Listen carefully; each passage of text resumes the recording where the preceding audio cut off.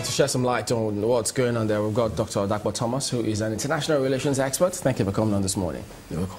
Well, while all of that happened, there was confusion. Is it a coup? What's going on? But recently, they've seen pictures of Mr. Mugabe, the military leadership in handshake with smiles. So people are wondering, wait a minute, how do you interpret what is going on in Zimbabwe? Well, I want to believe that we are getting rid of, gradually, we are moving away from the word coup as a result of the fact that it's becoming a kind of an anathema for anybody to say he's staging a coup in contemporary politics all over the world. And as such, it is important that we find a new name, a new word, a new description, definition for what has transpired.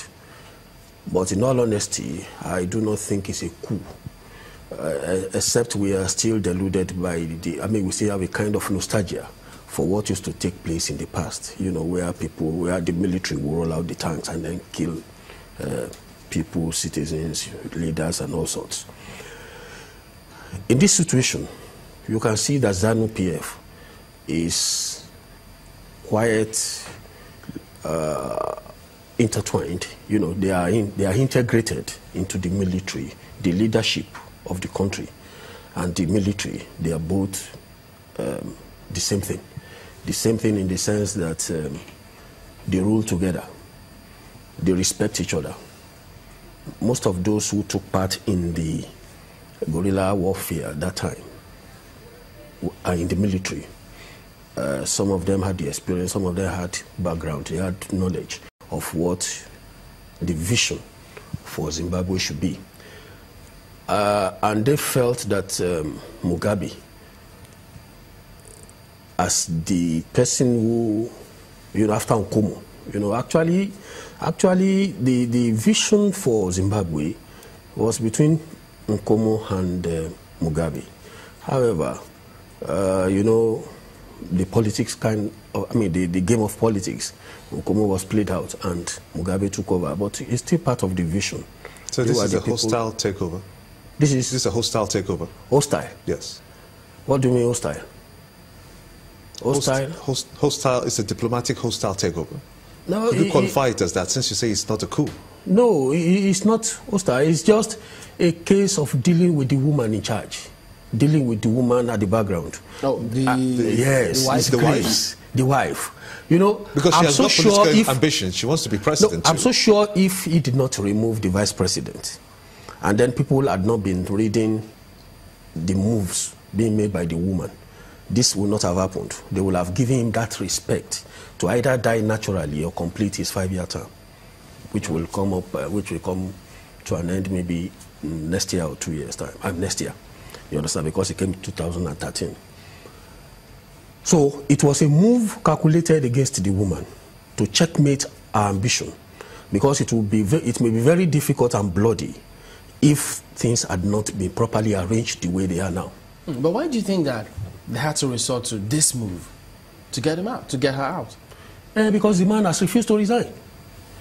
The underground moves, the background moves were that he should resign, but he refused to resign. Why? Because of on the prompting of the woman, So he refused to resign, and then the best they could do for him in this instance was just to put him under house arrest, because they know that either, number one, the man has gotten to a level of senility, and as such, somebody somewhere, some people somewhere had. Well, you saw the phrase that some people were taking undue advantage of the old man. So, and it was a domestic thing that snowballed into a national crisis. And then domestic within the ZANU-PF? No, domestic home. Sometimes within the house. Sometimes national politics is a product of what happens at home, in the presidency, in the home of the presidency. And I think we have a new coinage in Nigeria now, the other room. So now this is the other room now, the woman in charge of the other room trying to take over the complete room, the complete space now.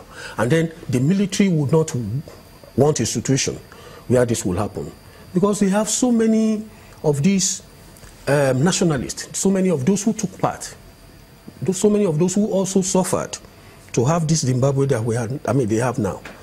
And as such, it will not be right and proper for a personal secretary who transformed to the First Lady to now take complete control. And then when did she join? When did she even marry the man? 1996 or 1990 something.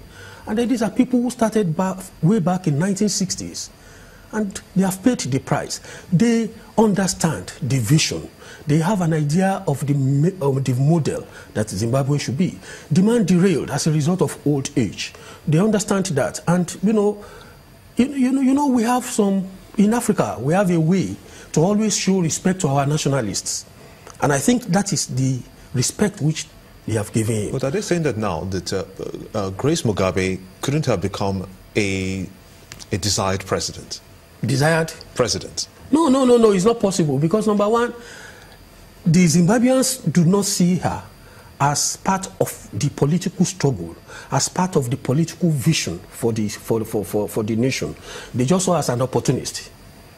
You know, they just saw her as particularly when you take into consideration the transition, a marital transition, or maybe official transition into the marital home. You know, personal secretary with a husband, and then snatched by the president, and then transformed to wife, later First Lady, and having nursing the ambition to become the vice president since the vice president had been removed. So these were the moves, these were the things that the army saw, and they felt, look, before we expose our nation to further ridicule, international ridicule, where Grace will now take complete control of the entire nation, we needed to do something, and that was exactly what they did. And you know, you could see the respect is still there. You could see they just put him under Asare Baba. We are just. She has been allowed to leave the country. Well, that's what they effectively they have to maybe do that, because the kind of reverence which they give the man will not even allow them to even deal with her. You understand? See, because if she was still around, there was likely to be any problem. I mean, to be some problems. And what they did was just to give her a kind of leverage to escape. But what do you make of that report where they say even Mugabe himself is resisting pressure to resign? And that's what I'm saying. I said it earlier. No, even after the wife has left the country. So only recently they say he's still resisting pressure to resign. Does he still want to continue that? No, he knows he can't continue. He knows.